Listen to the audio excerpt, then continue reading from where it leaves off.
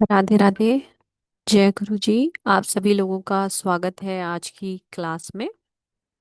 जैसा कि आप सभी जानते हैं कि आज 2025 का लास्ट ईयर है, लास्ट डे है, सॉरी, ईयर का लास्ट डे है। तो आज हम आपके लाए हैं दो ब्लेसिंग क्लासेस। एक अभी हम करेंगे एस्ट्रो वास्तु के बारे में, और एक हम 4:15 बजे भी क्लास करने वाले हैं, सेम आईडी सेम पासवर्ड से, जिसमें आप अपने न्यू ईयर के कुछ रिचुअल्स हैं, 5 अमेजिंग रिचुअल हैं, जिससे आपकी लाइफ की नेगेटिविटी दूर होगी और पॉजिटिविटी इनहेंस होगी। और अपना न्यू ईयर में जब आप कदम रखेंगे, 2026 का स्वागत करेंगे, तो आपकी लाइफ में बहुत सारी पॉजिटिविटी होगी। तो 4:15 बजे भी हमें ज्वाइन करें। आते हैं अभी के टॉपिक पे। अभी हम बात करने वाले हैं एस्ट्रो वास्तु पे। मतलब हर आदमी की जो कुंडली होती है उसके अकॉर्डिंग उसका वास्तु होता है। एक वास्तु जनरलाइज होता है जो सब पर काम करता है, पर कुछ कुछ चीजें ऐसी होती हैं कि वो आपकी कुंडली से अगर की जाए घर का वास्तु, तो आपकी लाइफ चेंज हो जाती है। तो उसी सीरीज में हम हमारे साथ हैं एस्ट्रो अनुराग तारामणि सर, जिनका बचपन ही एस्ट्रोलॉजी से बीता है, क्योंकि उनके फादर एक वैदिक एस्ट्रोलॉजर थे। तो उनसे लेते हैं हम आज की क्लास का knowledge.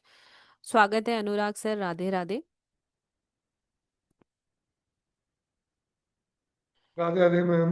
Radhe Radhe everyone. Sir एक बार में सबको अनम्यूट करते हैं हाँ और जी, हाँ राधे राधे करते हैं। जी ma'am. Radhe Radhe to all.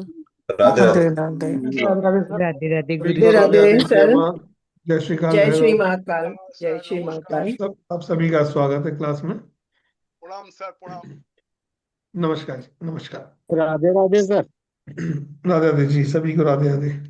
तो Radhe Radhe sir. Sir unmute करें प्लीज।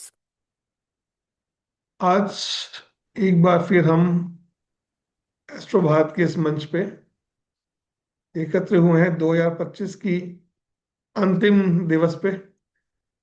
इसके बाद अब आपसे मुलाकात होगी अगले वर्ष। एक वर्ष तक आपको इंतजार करना पड़ेगा, 2026 में आपसे फिर मुलाकात होगी। आज का जो विषय है वो है एस्ट्रो वास्तु। तो एस्ट्रो वास्तु के बारे में ही मैं आप लोगों से आज दोबारा चर्चा करूंगा कि ये क्या साइंस है, क्यों ये विधा बनाई गई, क्यों इसकी आवश्यकता पड़ी, ऐसा क्या था कि जिसके लिए वास्तु के अलावा भी एस्ट्रो वास्तु की आवश्यकता हमको आई, और ऋषियों ने इस विषय पे भी क्यों कार्य किया जब ऑलरेडी वास्तु चल रहा था। तो आइए विषय पे आते हैं और प्रारंभ करते हैं आज का एस्ट्रो वास्तु का एक क्लास। एस्ट्रो वास्तु और वास्तु बेसिकली दोनों में डिफरेंस है। अक्सर जो लोग आते हैं या लोग जो समझते हैं वो देखते हैं, वो ये समझते हैं कि जिस प्रकार से मकान का वास्तु होता है वैसा ही ये कोई कोर्स है जो कि पूरा वास्तु की डिग्रीज और वास्तु के हिसाब से ही और वास्तु के पैरेलल चलने वाला है, जिसमें 45 देवता ले जाएंगे और उसमें कि कहाँ पे क्या डालना है, क्या बैलेंस करना है। जैसे उसमें चलता है कि भाई कॉपर की वायर लगाइए, पिरामिड लगाइए, है ना, स्टोन्स का राग डलवाते हैं, स्टोन्स लगवाते हैं बैलेंसिंग के लिए। पर यहाँ पे उन सब चीज़ों की आवश्यकता इस विषय में नहीं पड़ती है। ये बहुत ही सरल है, साधारण है और सटीक भी है। इसमें जो आपके उपाय होंगे वो हजारों के या लाखों के नहीं होते। इसमें जो आपका उपाय होगा 5 रुपए, 10 रुपए, 20 रुपए या हद से हद 50 रुपए तक का एक उपाय आप मैक्सिमम लेवल पे करेंगे। इसमें इससे अधिक आपको और उपाय के नाम पे खर्चा करने की आवश्यकता नहीं पड़ती है। अब रीजन ये है कि ये विधा की आवश्यकता क्यों पड़ी जब वास्तु ऑलरेडी था। तो मैं इस चीज को आप लोगों को क्लियर करना चाहूंगा कि वास्तु जो होता है वो एक भूमि खंड के ऊपर होता है, और उस भूमि खंड खंड के ऊपर हम दिशाओं के हिसाब से अपना ग्रह का निर्माण कर लेते हैं। लेकिन उस घर में कोई एक व्यक्ति तो रहेगा नहीं खाली।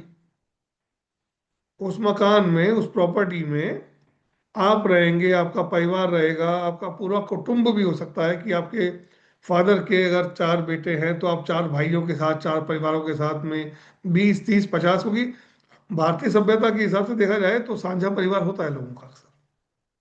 लोग अपने पूरी फैमिली के साथ, कुटुंबों के साथ रहते हैं। तो क्या जिस भूमि पे वो भवन का निर्माण किया गया है, क्या वो आप सबको सूट करता है, या उसका जो निर्माण है वो आपके लिए बेनिफिशियल है या प्रॉब्लमेटिक है, वो कैसे और कौन निर्धारण करेगा? क्योंकि वास्तु तो बन गया, टॉयलेट जहां निर्माण होना था हो गया, कमरा जहां बनना था बन गया, बैठक जहां बननी थी बन गई, जहां आपका बेडरूम बना था, शयन कक्ष बना था, वो बन गया।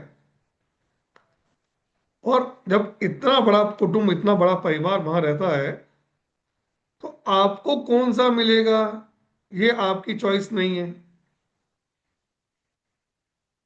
जहां जैसे जैसे परिवार में शादी होती चली गई, वैसे वैसे वैसे वैसे सबको अपने अपने अपने अपने रूम अलॉट होते चले जाते हैं। तो वहां पे अक्सर देखा गया है कि परिवार में से कोई 2 लोग, 3 लोग तो बहुत अच्छा आर्थिक उन्नति में जा रहे हैं, और कुछ 2, 3, 4, 5, 7 लोग जो हैं बिल्कुल उनकी स्थिति बहुत डाउन हो रही है, उनकी व्यवस्थाएं नहीं बन रही हैं। किसी को रोग लग रहे हैं, किसी को ऋण की समस्या आ रही है, कोई किसी समस्या से जूझ रहा है, कोई किसी समस्या से जूझ रहा है। तो वहां पे वास्तु हर व्यक्ति के हिसाब से सही नहीं किया जा सकता। वहां का जो वास्तु होता है वो व्यक्ति से, हर व्यक्ति के हिसाब से सही नहीं किया जा सकता। वहां पे सहारा लिया जाता है कुंडली का। तब आप एक एस्ट्रोलॉजर के पास जाते हैं, एस्ट्रोलॉजर आपकी कुंडली देखता है, कुंडली देखने के हिसाब से ग्रह दशाएं दिखता है, वहां उसमें कौन से प्लैनेट कहाँ बैठे हुए हैं वो देखते हैं, कौन सी दशा चल रही है, महादशा चल रही है, उसके हिसाब से देखते हैं। और कई बार क्या होता है कि महादशा, अंतरदशा भी आपकी बहुत फेवरेबल चल रही होती है, लेकिन आपके जीवन में फिर भी बहुत सारी समस्याएं, तकलीफें, प्रॉब्लम्स आपके सामने खड़ी हुई हैं। और विशेष रूप से आप देखेंगे बहुत सी जगह होता है, आपकी कुंडली में ज्योतिषी द्वारा जो बताया गया प्लैनेट सबसे अच्छा है, सबसे बढ़िया रिजल्ट देने वाला है, उसी की दशा चल रही है, उसी की अंतर्दशा चल रही है, और उसमें भी आप सबसे ज्यादा तकलीफ में जूझ रहे हैं आप। क्या कारण है इसके पीछे? इन चीजों का जो समाधान, इनका पीछे जो कारण ढूंढने से निकलता है, वो निकलता है आपकी कुंडली से, आपके घर का, आपका स्वयं का वास्तु। हम ये कहेंगे इसके अंदर कि आपके मकान का वास्तु ही नहीं, आपका जो देह है, आपका जो शरीर है, इसका भी एक वास्तु अलाइनमेंट होता है। अगर वो अलाइनमेंट भी आपने गड़बड़ कर रखा है, तो भी आपके जीवन में बहुत बड़ी बड़ी समस्याएं आएंगी, जो आपकी कुंडली से, आपके घर से पकड़ में नहीं आती है।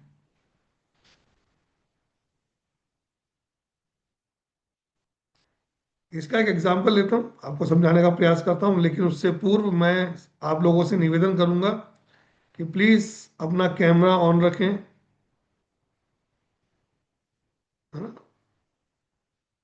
कैमरा अगर ऑफ होता है, या आप लोग मुझे दिखते नहीं है, तो मुझे उस विषय को बताने में, पढ़ाने में, समझाने में उतना आनंद नहीं आता है, और आपको भी शायद नहीं आता होगा। जब आप अपने किसी व्यक्ति से बात कर रहे हो और वो व्यक्ति दायां बाएं देख रहा हो, तो आप अपनी बात पूरी नहीं कर पाते, है ना। आप चाहते हो कि आपका सामने का आई कांटेक्ट बने उस व्यक्ति से, वो आपका इंटरेस्ट, उसका इंटरेस्ट आपको दिखाई दे कि हाँ वो व्यक्ति वास्तव में इंटरेस्टेड है या नहीं है। ये आप कैसे जज करते हो आप? कई बार हम झुंझला जाते हैं, क्यों? क्योंकि हम तो आपसे बात कर रहे हैं और आप किसी और को देख रहे हो बैठ के। तो प्लीज इस चीज का थोड़ा सा ध्यान रखें। अभी भी उसके बाद कहने के बाद में भी बहुत से लोग शायद आई थिंक कंफर्टेबल नहीं है कैमरा ऑन करने में। कोई बात नहीं, मैं अपने विषय पे वापस आता हूँ, क्योंकि मैं सिर्फ आपसे निवेदन ही कर सकता था खाली। तो ये आवश्यकता क्यों पड़ी, हम इस पे चल रहे थे। उसका एक उदाहरण लेता हूं। आप किसी एस्ट्रोलॉजर के पास गए, आपने वहां कुंडली दिखाई, आपके बेटे की कुंडली थी, आपका बेटा पढ़ाई कर रहा है ना, स्टडी कर रहा है, स्कूल के अंदर है, और वो बहुत अच्छे परसेंटेज लेके आता था, 80 90 95 तक परसेंटेज उसकी क्लास में उसकी आया करती थी।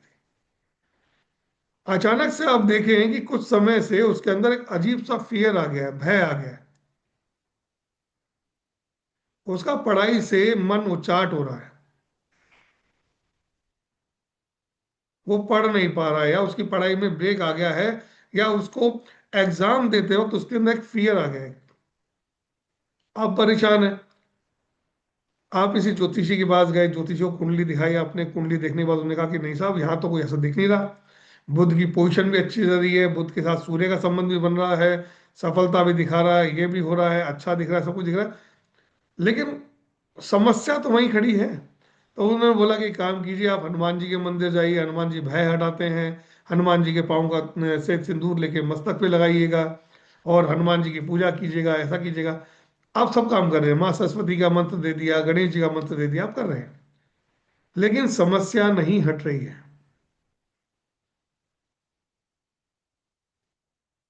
तब क्या होता है कि आदमी का जो विश्वास होता है, बिलीफ सिस्टम डगमगाने लगता है। यहां पे ये जो विद्या है, एस्ट्रो वास्तु, वो आपकी बहुत सहायता करेगी, बहुत सहायता करेगी।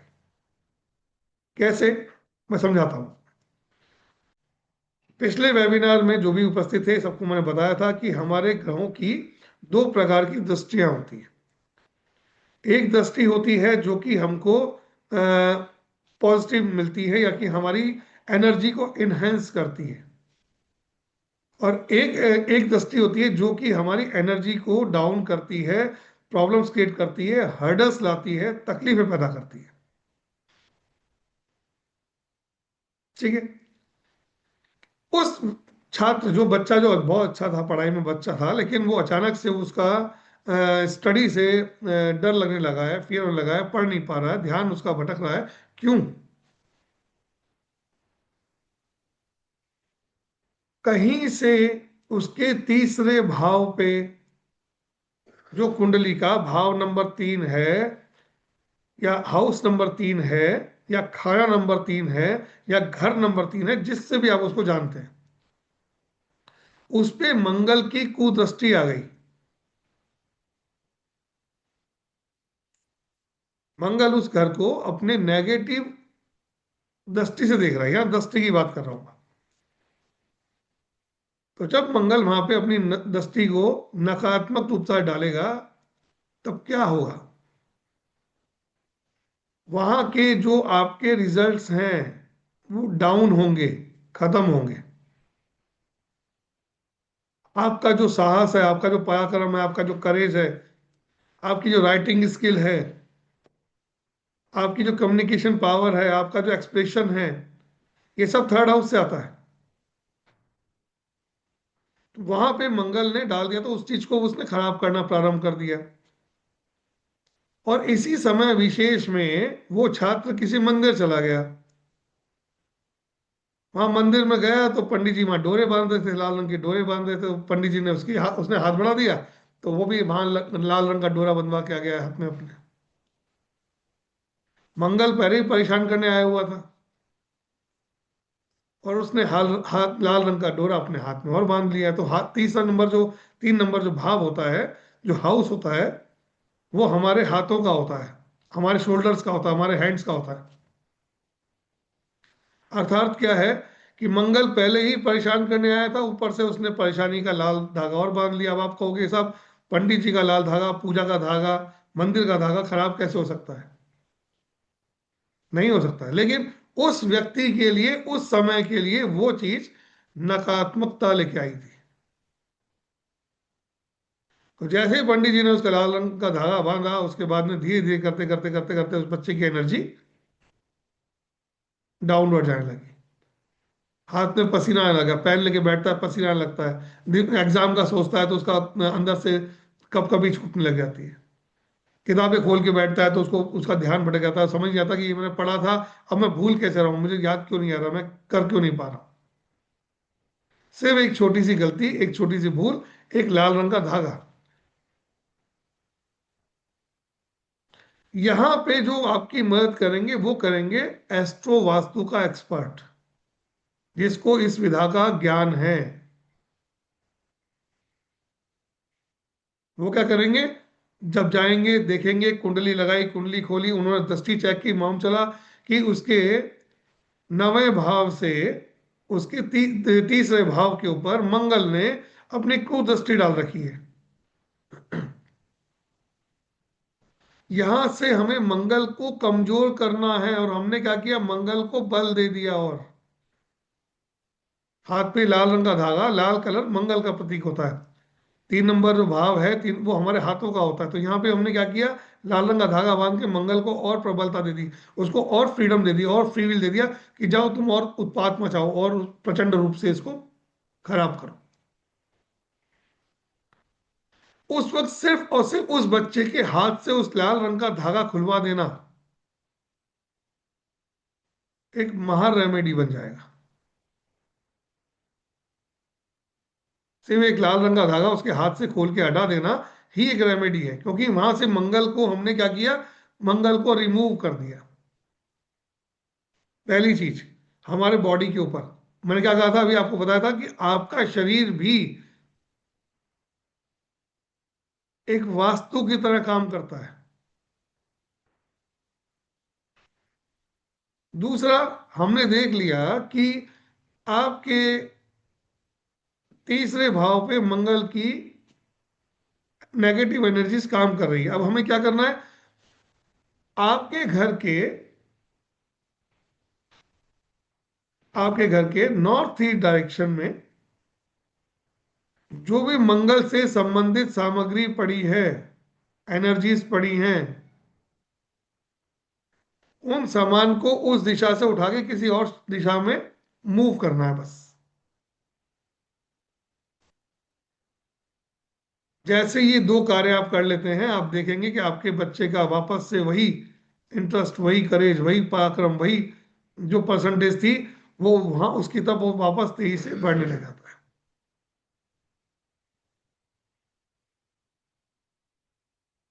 सिर्फ इतनी सी रेमेडी।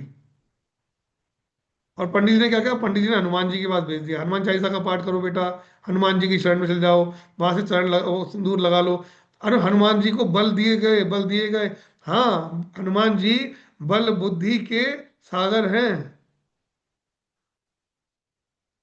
है। लेकिन सोना किसको प्रिय नहीं है, सोना सबको प्रिय है। अगर लेकिन अगर आपका सोने के टॉप्स पहनने के, बाली पहनने से अगर आपके कान में जख्म हो जाता है, एलर्जी हो जाती है, तो क्या वो सोना आपके लिए अच्छा है?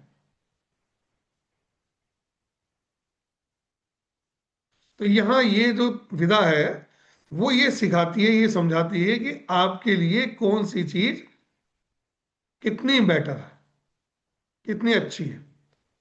और कोई चीज जो आपको दिख रही है बहुत सुंदर है, बहुत बढ़िया है, और वही चीज आपके लिए नुकसानदायक बन जाती है। ये एकमात्र ऐसी विधा है जो ज्योतिष के साथ अगर इस चीज को अगर शामिल कर लिया जाए, किसी भी स्टूडेंट के लिए, किसी भी ज्योतिषाचार्य के लिए जो भी इस पे प्रैक्टिस कर रहे हैं, जो ज्योतिष पे प्रैक्टिस कर रहे हैं लेकिन साथ में चाहते हैं कुछ और ऐड ऑन करना, तो ये 2 विधाएं मिलके आपकी बहुत सारी चीजों की, बहुत सारी समस्याओं का समाधान बन जाती है।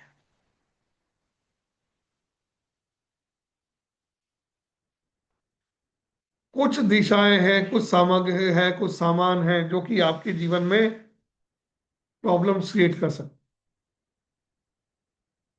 अभी कुछ दिन पहले मैं कंसल्टेंसी कर रहा था, 2 व्यक्ति मेरे पास आए, पुराने क्लाइंट्स हैं, रेगुलर आते थे। तो उन्होंने मुझसे कहा कि सर इस बार जब टूर पे गए ना, तो हालत खराब हो गई हमारी। जितना कमाया नहीं उससे ज्यादा तो हम खर्च करके आ गए। जो कमाया था वो भी लग गया और जेब का पैसा भी लग गया। और पैसा कहाँ लगा कहाँ खर्च हुआ समझ ही नहीं आया, रोज पैसा बहता चला गया हाथ से। हमने कुंडली देखी, कुंडली देख के समझ नहीं आया कि वही ऐसा दिख तो रहा नहीं रहे कुछ भी, क्योंकि ये समय जो है इनकम आने का है, पैसा आने का है। तो कहता पैसा तो आया, पैसा कमाया हमने, वहां से बहुत सारा पैसा हमारे पास आया, लेकिन सारा का सारा पैसा वहीं के वहीं टूर में ही हमारा खर्च हो गया, हमारे हाथ में कुछ नहीं आया।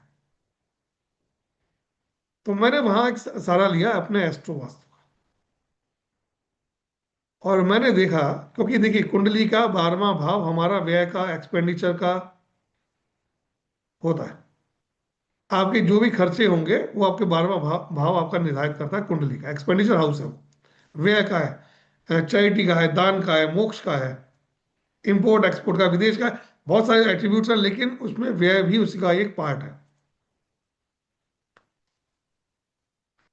तो उसमें मैंने देखा, और मैंने उनसे एक सवाल किया। मैंने कहा जहां आप रुके हुए थे, जिस जगह आप ठहरे हुए थे, आपने रूम लिया हुआ था, क्या उसके आसपास कोई गोडाउन था जहां पे उस होटल वाले ने या कोई किसी व्यक्ति ने अपना बहुत सारा सामग्री स्टोर कर रखी हो, स्टोरेज हो? तो पहले तो उनको समझ में नहीं आया कि नहीं सर ऐसा तो नहीं था, होटल्स के थे, रूम्स बने हुए थे हमारे उसके ऊपर फ्लोर पे, और बस वो आना जाना होता था। तो वहां तो नहीं मिलेगा कोई आसपास की कोई, अगर बगल में कोई ऐसा कोई मॉल हो या बिल्डिंग हो जिसमें किसी स्टोर का बहुत लंबा, जैसे अपना डी मार्ट हो गया, रिलायंस हो गया, जियो हो गया, ये क्या करते हैं जहां अपने स्टोर खोलते हैं ना, वहां उसके ऊपर और नीचे अपना बहुत बड़ा गोडाउन बनाते हैं, ताकि वहां से जो सामान है डेली का डेली वहीं से अपन उसको कंज्यूम करते रहे। या किसी कोई वेयर हाउस हो। तो कहे नहीं सर ऐसा तो नहीं था। मैं याद करो, देखो कुछ ना कुछ निकलना चाहिए, क्योंकि अगर आपका खर्चा बढ़ रहा है तो कहीं ना कहीं ये कोई ऐसी व्यवस्था उसके आसपास रही होगी। तब उसने बताया कि सर वहां ऐसा तो कुछ नहीं था, लेकिन हाँ, जो जिस फ्लोर पे मेरा रूम था जस्ट ऊपर वाली फ्लोर पे उनका, उन लोगों का पानी का उन्होंने अपना स्टोरेज कर रखा था, यानी बोटल्स का। करीब करीब 1 से 1.5 लाख बोटल्स का, जो होटल्स वाले अक्सर रखते हैं, वो बल्क में मंगाते हैं, क्योंकि उनको बहुत अच्छी स्कीम मिल जाती है। तो उसके ऊपर वाली फ्लोर जहाँ रूम था, जस्ट उसके ऊपर वाली जगह थी, वहां पे उन्होंने बहुत सारा पानी का बॉटल्स का स्टोरेज कर रखा था, जो 6 महीने साल भर तक चल जाता है, जो अपना एवरेज। तब मैंने उनको कहा कि ये सबसे बड़ा कारण था उस जगह का जिस जगह आप रुके। और कहा सर पहली बार ही हम रुके थे उस होटल के अंदर, हम हमेशा दूसरी जगह रुकते थे। किसी ने हमको तारीफ की कि इसका रूम अच्छा है, इसका खाना अच्छा है, तो हम वहां रुक गए थे। वहां वो 15 दिन रुके, 15 दिन में 7 लाख रुपए खर्च हो गए उनके। जो कमाया जो था जो बिजनेस था वो सारा का सारा करके आ गए। तब मैंने उनको समझाया कि आइंदा कभी भी आप बाहर जाएं, किसी टूर पे जाएं, किसी ऐसे स्थान पे जाएं, या किसी भी ऐसे मॉल में मत जाइएगा, या डी मार्ट वगैरह। आप अक्सर लोगों में आजकल एक हैबिट चली हुई है, घर के पास में अगर रिलायंस है, डी मार्ट है, या कोई भी ऐसा है ना, तो दूध भी लेना होगा ना तो वहीं से लेके आएंगे। क्यों? क्योंकि 25 पैसे सस्ता पड़ता है। बाजार में ये दूध हमको 32 मिलता है, यहाँ हमको 31.5 मिलता है, तो हम वहां से 2 लीटर 1 लीटर ले आते हैं। अगर आपके 12वें भाव में आपकी वो राशि बैठी हुई है जो कि आपके खर्चे को बढ़ा रही है, और आप उस स्थान पे अगर जा रहे हैं, आ रहे हैं, चक्कर लगा रहे हैं, तो निश्चित मान के चलिएगा कि आपके खर्च के आपके हाथ में नहीं रह पाएंगे। जितना कमाएंगे उतना चल जाएगा, हॉस्पिटल में खर्च हो जाएगा, कोर्ट कचहरी में खर्च हो जाएगा, आपको केस में फंस जाओगे आप। ये तो खाली एक स्थान था जो मैंने बताया आपको जहाँ स्टोरेज था। ऐसे हमारे अलग अलग स्थान होते हैं जो कि 12वें भाव की राशि को रिप्रेजेंट करते हैं, जो इस कोर्स में भी कवर किया जाएगा साथ में आपके। जो मैं क्लास लेके आ रहा हूँ इसमें वो भी पढ़ाऊंगा आपको मैं, कि किस स्थान पे जाने से आप अनजाने अनजाने अपने जीवन में प्रगति को और अवरोध को दोनों को अपने तरफ आकर्षित कर लेते हैं, खींच लेते हैं उसको। और यही एकमात्र कोर्स है जो आपको ये बता सकता है, समझा सकता है कि आपको किस दिशा में जाना चाहिए, किस दिशा में नहीं जाना चाहिए। आप अपने शरीर पे जब इसको पढ़ लेंगे तब आपको समझ में आएगा कि जो हम अपने पाँव के एंकल पे, आजकल फैशन चल पड़ा है, फैशन में यूथ में तो फैशन है, बिल्कुल है, हर व्यक्ति अपने एंकल में एक काले रंग का धागा बांध लेता है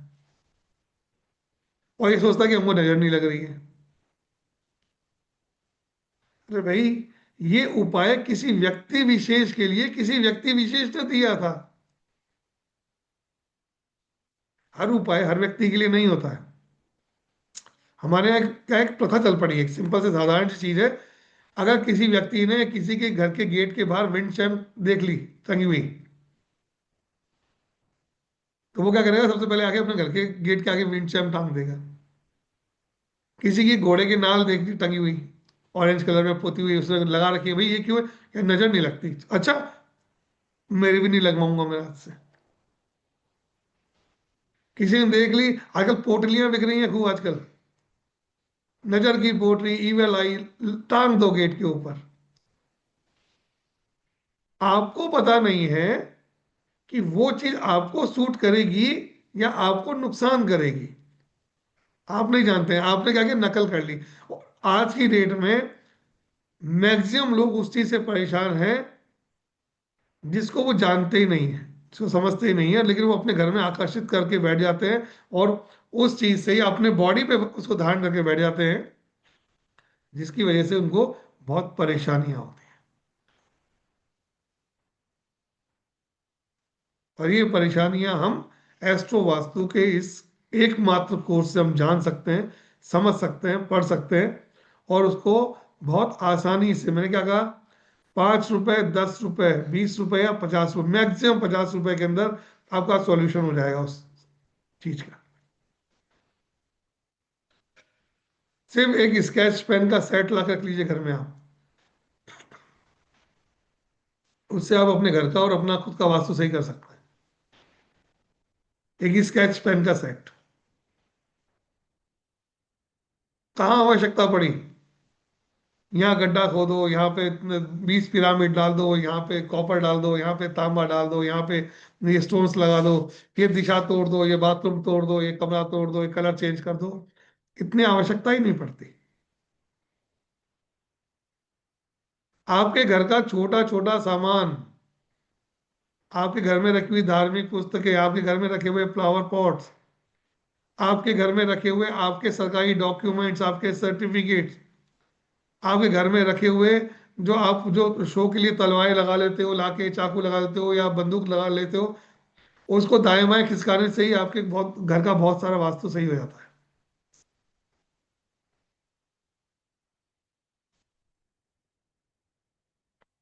बहुत सारी चीजें आप उसी चीज से अपनी सुधार सकते हैं।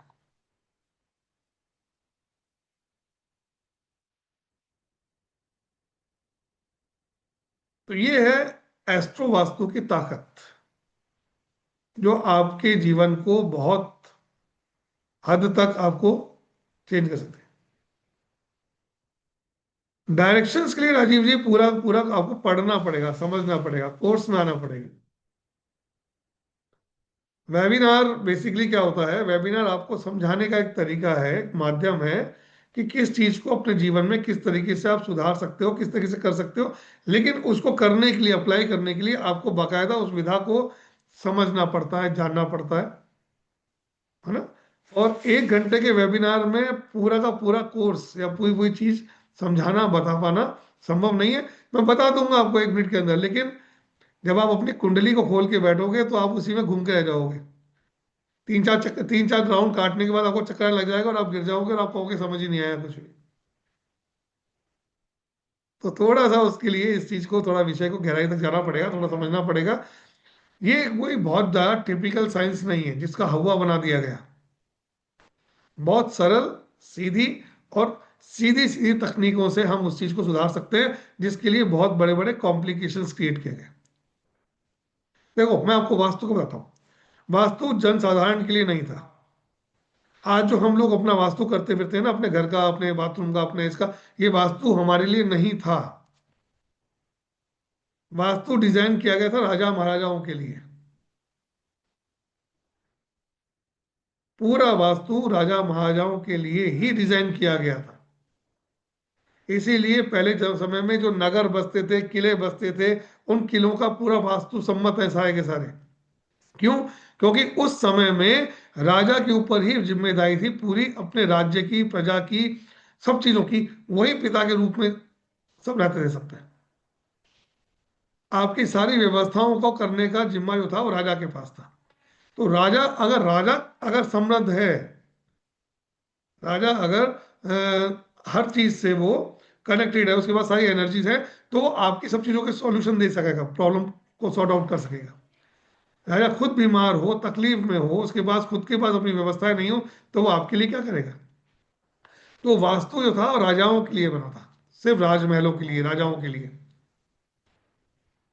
लेकिन धीरे धीरे क्या हुआ, जैसे जैसे हमारे समाज का विकास हुआ, जैसे जैसे चीज बढ़ी, वो चीज धीरे धीरे करते करते करते राजा के साथ में राजाओं के मंत्री तक, उसके मंत्रिमंडल तक, है ना, धीरे धीरे फैलना चालू हुआ। और वहां से जो लोग उनसे जुड़े हुए थे वो धीरे धीरे धीरे धीरे करते करते करते करते पूरे एक समाज में फैल गया। अगर वास्तु की बात करूं, सिंपल वास्तु की बात करूं, तो आज की डेट में 99.999% का मकान में वास्तु दोष मिलता है। चाहे आप कितना ही उसको वास्तु सम्मत कह लीजिए आप। और खास तौर से जो बिल्डर्स जो मकान बनाते हैं, जो लिखते हैं ना अपने एड में, पोस्टर्स में, पूरी तरीके से वास्तु से निर्मित, सबसे ज्यादा वास्तु की कमियां उनके प्रोजेक्ट में ही देखी जाती है।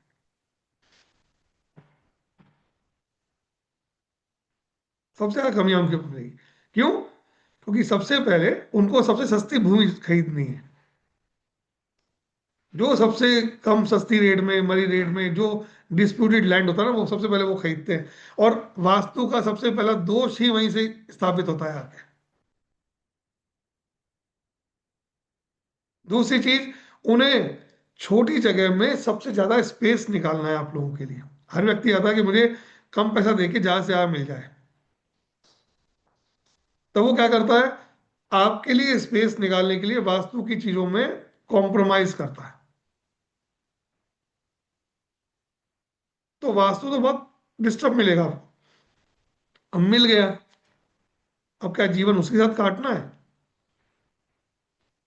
उसमें सुधार किया जा सकता है। वास्तु के हिसाब से सुधार करने बैठेंगे तो आपका जितने का फ्लैट था उतना ही पैसा लग जाएगा आपका। लेकिन नहीं होगा। क्यों? क्योंकि उसकी भूमि के अंदर जो कमियां हैं, वो काम, एनर्जी तो जुड़ेंगी ना आपके साथ में आके, फ्लैट में भी जुड़ेंगी आके। तो यहां पे आप क्या कर सकते हैं, यहां पे आप एस्ट्रो वास्तु की मदद लेके सिर्फ स्वयं का वास्तु अलाइन कर सकते हैं अपनी कुंडली के आधार पे। क्योंकि जो कुंडली ने आपको दिया है, आपका जो फ्रेम बना है, 12 प्लैनेट, 12 राशियों का, 12 घर का, 9 प्लैनेट का, जो आपको दिया गया है प्रकृति द्वारा, प्रभु द्वारा दिया गया है कि आपको आपका जीवन इस प्रकार से बिताना है, उस चीज को आप अलाइन कर सकते हो और उससे आप अपने मैक्सिमम रिजल्ट्स ले सकते हो। ये सिखाता है वास्तु, एस्ट्रो वास्तु, कि किस प्रकार से। क्योंकि अब आप कहेंगे कि सर जब फिक्स होके आ ही गया है, 9 प्लैनेट हमारी कुंडली में बैठाई दी गए हैं, 9 राशि, 12 राशि हमको दे ही दी गई है, 12 भावों में अलाइन कर दिया गया है, तो अब परिवर्तन कैसे होगा? तो ऊपर वाले ने हमारी कुंडली में 9 प्लैनेट तो फिक्स बिठा दिए हैं, और 9 प्लैनेट को उसने ब्रह्मांड में घुमाना शुरू किया साथ में उसके, और उसी के हिसाब से दशाएं, अंतर्दशाएं, नक्षत्र सब चल रहे हैं। तो जब जब जो जो जैसे जैसे आएगा, जिस जिस जैसे स्थापित होगा, जहां जहां वो उस प्लैनेट के साथ में अपना कनेक्शन जोड़ेगा, वैसे वैसे आपकी चीजों, आपके जीवन में परिवर्तन होता है। वहीं सबको परिवर्तन दिखाई देगा आपको। अब वो परिवर्तन अगर बुरा आ रहा है तो आप उसको कैसे न्यूट्रलाइज कर सकते हो, अगर वो अच्छा आ रहा है तो उसको कैसे एनहांस कर सकते हो। ये फ्री व्हील आपको एस्ट्रो वास्तु के माध्यम से ही मिलती है।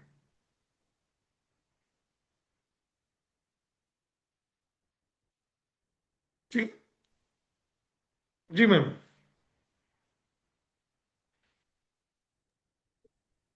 सर कोर्स के बारे में मैं बता देती हूँ और कोर्स कंटेंट भी बता देती हूँ। पहले किसी का अभी तक से रिलेटेड कोई क्वेश्चन है तो अपना हैंड रेज कर सकता है।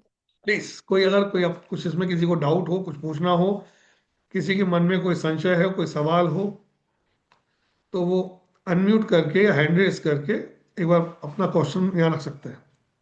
मैंने चैट भी ओपन कर दिया, आप चैट में भी पूछ सकते हो।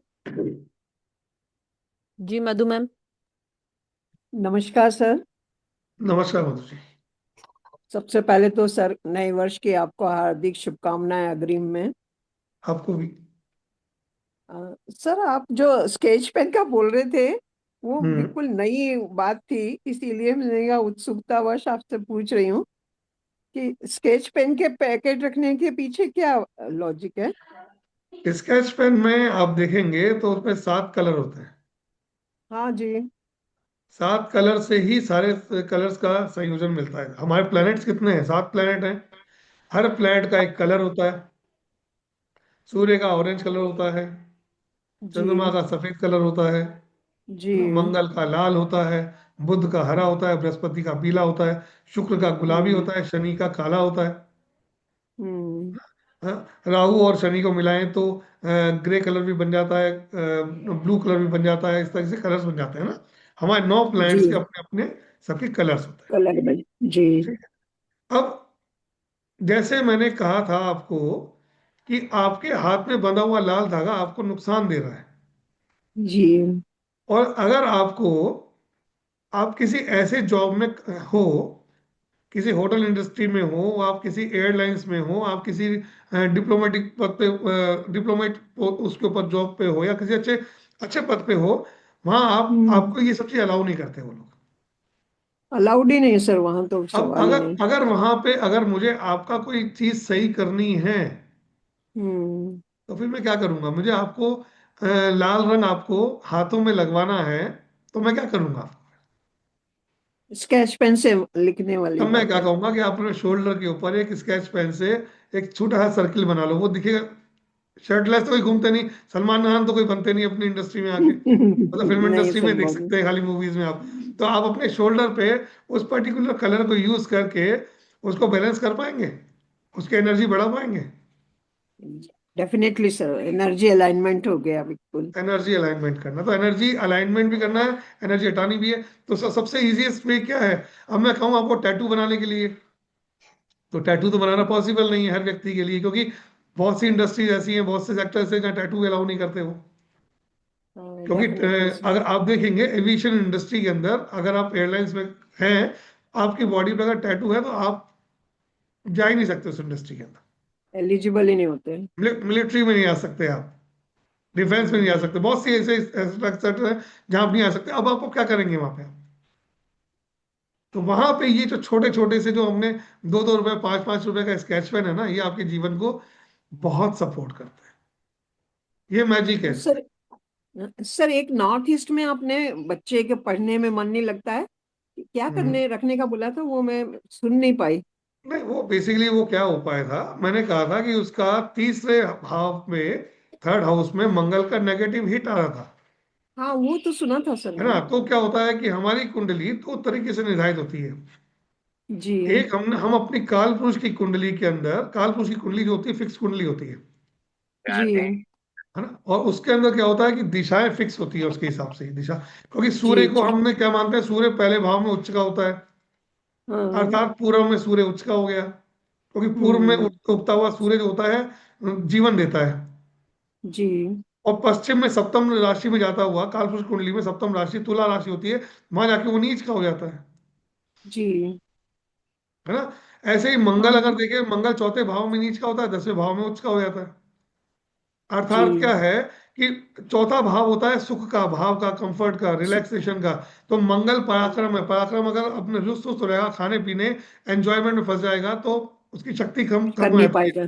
और 10वां भाव होता है प्रोफेशन का, वर्क प्लेस का, काम का। तो वहां मंगल के पास उसकी एनर्जी होती है, तो इसलिए कहते हैं मंगल 10वें भाव में जाके उच्च का हो गया। उच्च। हम्म। चंद्रमा कहते हैं 2 भाव में उच्च का होता है, 8 भाव में नीच का होता है। क्यों कहते हैं? क्योंकि दूसरा भाव शुक्र का है। शुक्र चंद्रमा की बहू है, किसी भी जातक की बहू शुक्र होती है। और शुक्र जब आती है तो सुख लाती है, पैसा लाती है, घर में समृद्धि लाती है, परिवार को बनाती है। तो चंद्रमा क्या कहता है? मेरी बहू आने के बाद मुझे आराम मिल गया। और अष्टम भाव लिक्विड की किसका शो है? भी करता है अष्टम ना। भाव दलदल का है, भूमि के नीचे का है, कीचड़ का है। चंद्रमा का अंधेरे में कोई काम नहीं है, तो वहां जाके चंद्रमा नीच का हो जाता है, अंधेरे में चल जाता है, फंस जाता है। ये ऊंच नीच की जो कहानियां हैं जो है ना, ये बड़ी खूबसूरत स्टोरीज है इसके पीछे। ये सिर्फ ऐसे नहीं है कि मजे मजे में ऋषि ने कहा कि यहाँ तुम जाके उच्च के हो जाओ, यहाँ जाके तुम नीच के हो जाओ। नहीं सर, वही लॉजिक उसके पीछे हर व्यक्ति नहीं बताते हैं, तो बड़ी उत्सुकता रहती है वो तो यही जानने है। की। और मेरी क्लास बहुत में बिना बढ़िया। लॉजिक के बात नहीं होती। आपने भी बिल्कुल ज्वाइन बिल्कुल किया है सर। क्लास, और जो भी मैं क्लास ज्वाइन करते हैं, मैं बिना लॉजिक के बात ही नहीं करता, क्योंकि बिना लॉजिक के पढ़ाई कराना यानी कि बिना बिना ट्रेनिंग के तलवार हाथ में देना किसी व्यक्ति के है। नहीं सर, वो जब तक आपको लॉजिक नहीं समझ में आएगा आप याद भी नहीं रख सकेंगे। नहीं का, और लॉजिक इसीलिए अपने मेरी क्लास क्लास। में आए हुए बच्चे ये बोलते हैं कि सर, आपके पढ़ाए हुए नोट्स है ना, आप बातों बातों में बोल जाते हो, और वो छप गया, दोबारा अब याद करने की आवश्यकता नहीं पड़ती। जी बिल्कुल सर, मैं एग्री करती हूँ आपसे बिल्कुल। Thank you sir. Welcome Madhu ji. जी मीनल जी। अनम्यूट करें। हेलो। हाँ मीनल जी कहिए। 12th हाउस में वृषभ राशि हो, मिथुन लगन हो, और बुध बुध हो 12th हाउस में, और वो अस्त का हो, तो फिर पैसे आते नहीं और आते हैं तो जैसे बोले ना एक्सपेंसेस हो जाते हैं। नहीं, वहां बुद्ध का काम नहीं है। हम्म। बेसिकली 12वें भाव में बुद्ध जाके नीच का हो जाना, उसका पीछे कारण दूसरा है। लेकिन वो अस्त भी है तो फ्लो नहीं, और देखिए, महादशा चल रही है बुध की नहीं, ही। 12वां भाव खर्चे का, एक्सपेंडिचर का है। हाँ जी। और बुद्ध बुद्ध जो है वो बुद्धि का कारक होता है, हाँ हमारा जी। लॉजिकल ब्रेन होता है। तो हम क्या करते हैं? 12वां भाव एक्सपेंडिचर्स का, खर्चे का है, तो हमारा जो लॉजिकल ब्रेन है वहां जाके हम्म। डेढ़ हो जाता है। कैलकुलेशन नहीं कर पाता, और हम अक्सर अपना इन्वेस्टमेंट, अपने पैसा अपना किसी हम्म। गलत दिशा में या गलत व्यक्ति के ऊपर लगा देते हैं। हाँ। और जी बाद में वही हमको होगा। महसूस होता है, एहसास होता है कि हमने इस व्यक्ति के ऊपर जो पैसा लगाया या इस जगह जो पैसा लगाया, वो हमारा डायरेक्ट हम्म। इन्वेस्टमेंट हो गया, यहाँ लगाते तो हमारा हमको फायदा मिल जाता। हाँ जी। ये रीजन है उसके पीछे, और इसके दूसरा कोई कारण नहीं है। और दूसरी चीज, बुध पैसे का कारक नहीं होता है। पैसे का कारक दूसरा प्लैनेट होता है, उसकी स्थिति क्या है, वो कहाँ फंसा हुआ है, उसकी क्या पोजीशन है, वहां से आपको पैसे के बारे में जानकारी मिलेगी आपको। हम्म। तो है ना? इसका सॉल्यूशन एस्ट्रो वास्तु के अकॉर्डिंग कैसे करें बुध अस्त का हो तो? मिलेगा मैम, आए क्लास में आ जाइए, ज्वाइन कीजिए, आपको वहाँ पढ़ाएंगे। 12 क्लासें होंगी, 12 क्लासों में एक एक करके स्टेप समझाए जाएंगे। हर क्लास में आपको बताया जाएगा कि कैसे कैसे क्या क्या स्टेप आगे बढ़ना है। और जब उस चीज में आप जाएंगे, समझेंगे, पढ़ेंगे, तब आपको समस्या भी दिखाई देगी अपनी कुंडली की, और साथ में उसके समाधान भी खड़ा हुआ दिखाई देगा। ठीक है, ठीक है। है ना? जी बेटा जी। सर मैं बता देती हूँ एक बार इस जी क्लास के जी बारे में। ठीक है।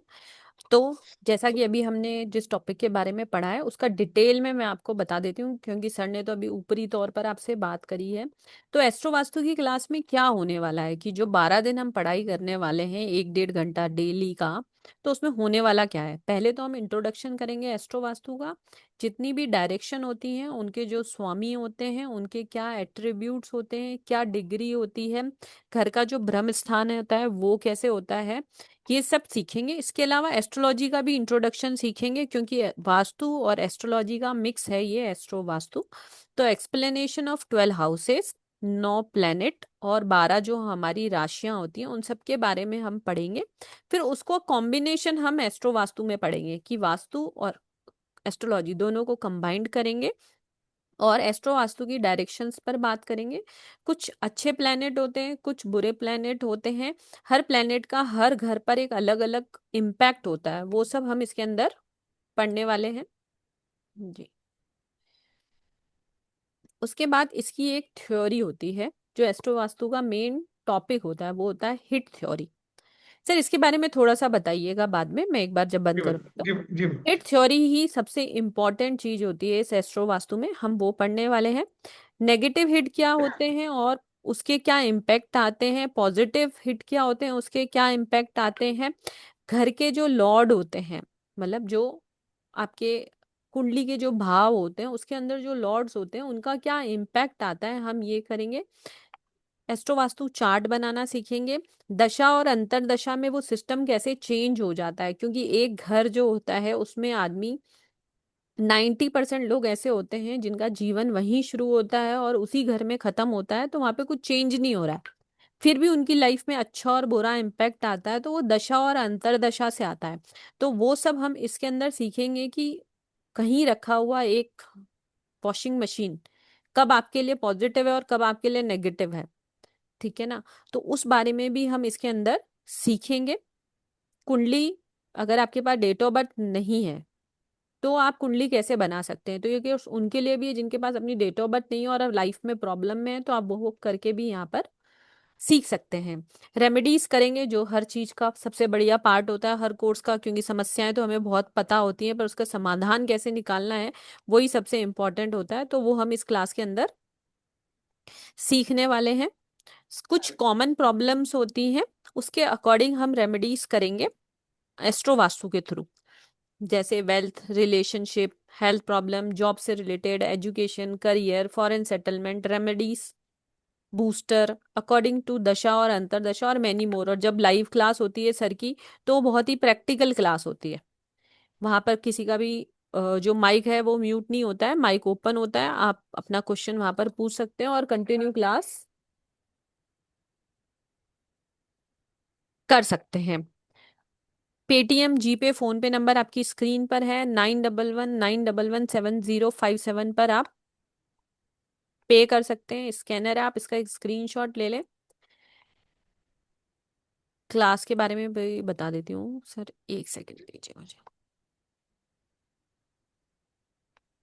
ये एस्ट्रो वास्तु की क्लास है, बैच बन चुका है, कल से इसकी फर्स्ट क्लास स्टार्ट होने वाली है। टाइम इसका यही 12:15 बजे रहने वाला है। आपको स्टडी मटेरियल मिलने वाला है, सर्टिफिकेट मिलने वाला है, लाइव रिकॉर्डिंग मिलने वाली है। नंबर ऑफ क्लासेस 12 होंगी। क्लास मंडे टू फ्राइडे होगी, सैटरडे संडे ऑफ रहने वाला है। आप सभी लोगों के लिए ईयर एंड पर इसका एनर्जी एक्सचेंज 2300 रखा गया है। आप इसको पे करके इस क्लास को ज्वाइन कर सकते हैं। पे करने के लिए, किसी भी इंफॉर्मेशन को जानने के लिए आपको कनेक्ट करना है 9119117057। सर से कंसल्टेशन लेनी है तब भी यही कॉल करना है, क्लास का बुक करना है तो भी आपको यही कॉल करना है। पे करने के बाद स्क्रीनशॉट भी आपको इसी नंबर पर भेजना है। जी सर। सर एक बार एक हिट थ्योरी के बारे में जी मैम, बिल्कुल पढ़ लेते हैं। बिल्कुल। इस पर पीडीएफ, जिस पीडीएफ से मैं पढ़ाऊंगा उस पीडीएफ को आपके साथ सबको शेयर भी करूंगा, उसको मैं पीडीएफ आपको बिल्कुल इसका मिलेगा, है ना। जिनको अभी ये लगता है कि इसमें मटेरियल में, तो बिल्कुल वो पीडीएफ आप लोगों के साथ में शेयर किया जाएगा। तो बिल्कुल इसके लिए आप निश्चिंत रहें, ठीक है। और जिन लोगों को ज्योतिष का ज्ञान नहीं है, बिल्कुल उतना ज्योतिष यहाँ पढ़ाया जाएगा, समझाया जाएगा, सिखाया जाएगा जितना हमको एस्ट्रो वास्तु के लिए आवश्यक है। तो बिल्कुल अगर आप उसमें नवीन हैं तो भी इस कोर्स को एनरोल कर सकते हैं, उसमें आ सकते हैं। बिल्कुल मिलेगा, मिलेगा सविता जी। रिकॉर्डिंग मिलेगा आपको, 1 ईयर तक एक्सेस मिलेगा रिकॉर्डिंग का भी। देखिए जो जो बैच का टाइम दिया गया है उसी समय पे बैच स्टार्ट होगा। अब हर पर्सन इंडिविजुअल के हिसाब से अलग अलग बैचेस का टाइम अलग अलग नहीं दिया जा सकता, है ना। क्योंकि सबके सबको अपने अपने स्लॉट चाहिए, इंडिविजुअल स्लॉट चाहिए, तो पर्टिकुलर स्लॉट जब नेक्स्ट टाइम जब कभी आएगा तो फिर वो बिल्कुल आपको यहाँ पे नोटिफिकेशन उसका मिल जाएगा। कल से 1 तारीख से बैच स्टार्ट है, कल से मंडे, कल से, सॉरी वो थर्सडे से। हिट थ्योरी क्या है?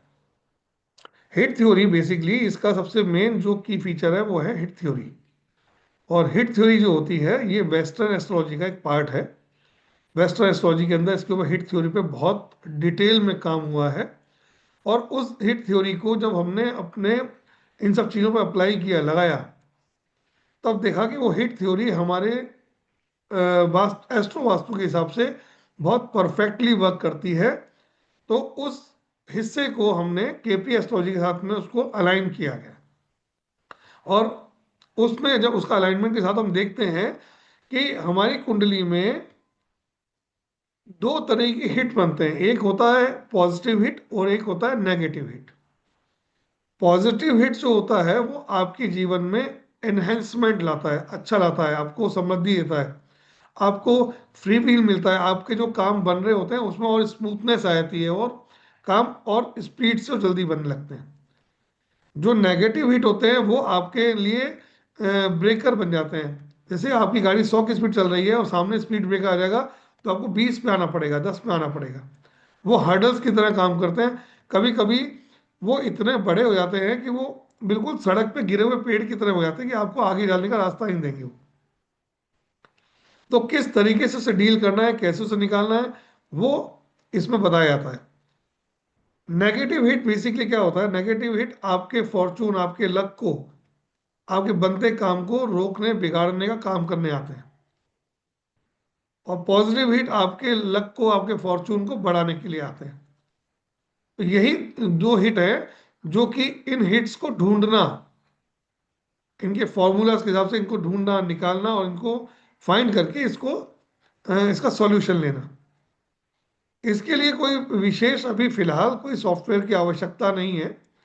लेकिन अगर आप फिर भी अगर कोई सॉफ्टवेयर अगर लेना चाहेंगे तो इसका पेड सॉफ्टवेयर आता है, वो मैं आपको रिकमेंड कर दूंगा। आप जाके, ऑनलाइन अवेलेबल रहता है वो, ऑनलाइन आप उसको परचेज कर सकते हैं सब्सक्रिप्शन बेस पे।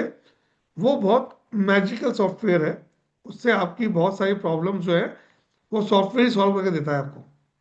आपको सिर्फ प्रॉब्लम ढूंढनी है और उसको बताऊंगा बताऊंगा सिद्धेश्वर जी, आपको जब क्लास में आप हैं, एनरोल है, क्लास में बताऊंगा सॉफ्टवेयर का, आपको डिटेल दूंगा मैं आपको, है ना। तो ये चीजें हैं। हिट थ्योरी इस तरह से काम करती है। हिट थ्योरी परमानेंटली नहीं आती किसी के जीवन में। कोई ये सोचे कि हिट, अगर हिट आ गया तो परमानेंट हिट एक्टिव रहेगा, नहीं आता है। पर्टिकुलर पर्टिकुलर टाइम, समय विशेष के ऊपर वो एक्टिवेट होते हैं, और समय विशेष के बाद में वो डीएक्टिवेट भी हो जाते हैं। क्योंकि किसी भी व्यक्ति के जीवन में कोई समस्या स्थायी रूप से नहीं होती है। स्थायी रूप से जो जीवन में किसी व्यक्ति की समस्या है, वो उसने मानसिक रूप से अपने पास बिठा ली है उस चीज को, और वो उसका सॉल्यूशन नहीं ढूंढ रहा है, इसलिए वो स्थायी रूप से बैठ गए वहां। वरना हमेशा समस्याएं आती हैं और चली जाती हैं। जी मैम। जी सर। अगर आपका इस कोर्स से रिलेटेड और कुछ जानने का, आपके अगर कुछ आपकी क्यूरियोसिटी है, कुछ क्वेश्चंस हैं, तो प्लीज आप क्वेश्चन रख सकते हैं अभी। सर कोई नहीं तो फिर रिकॉर्डिंग के मैम, लिए पूछ रहा है, क्लास की रिकॉर्डिंग भी मिलेगी और आज के वेबिनार की रिकॉर्डिंग आपको इस यूट्यूब चैनल पर अगले 10-15 मिनट बाद मिल जाएगी। मैंने चैनल आपके साथ शेयर कर दिया। तो मैम राधे राधे करें। ठीक सर। थैंक यू एंड तक बने रहने के लिए। ग्रेटिट्यूड सर आपका अपना नॉलेज शेयर करने के लिए। तो राधे राधे टू ऑल। जय गुरु जी। Thank you sir, gratitude. Thank you. सभी को राधे राधे, सभी को जय काल श्री कृष्ण। काल फिर मिलेंगे क्लास में। बिल्कुल मिलेंगे, कल क्लास होगी। काल से क्लास शुरू होंगे। हाँ मंडे, हाँ मंडे सॉरी, 1 तारीख से। नया साल है तो कुछ ए, नया ए, रेवोल्यूशनरी ए, करते। सर अच्छा अच्छा, कल, ठीक है। कल मंडे नहीं है। कल हाँ, थर्सडे। कल नया साल है। वो हाँ दिमाग में थर्सडे। मंडे क्या होता है, वीक में पहला दिन मंडे होता है ना, तो बाबा मंडे दिमाग में आया था। तो ठीक है सर। नव वर्ष पे नई चीज का आगाज करेंगे। काल के 12:15 में हाँ जी सर, 12:15 कल क्लास चालू होगा एग्जैक्टली, कंफर्म। चालू सेम टाइम। होगा। ठीक है sir, thank you sir. Okay. फिर मिलेंगे। राधे राधे। सभी को राधे राधे, रात रात। सभी को जय श्री कृष्ण।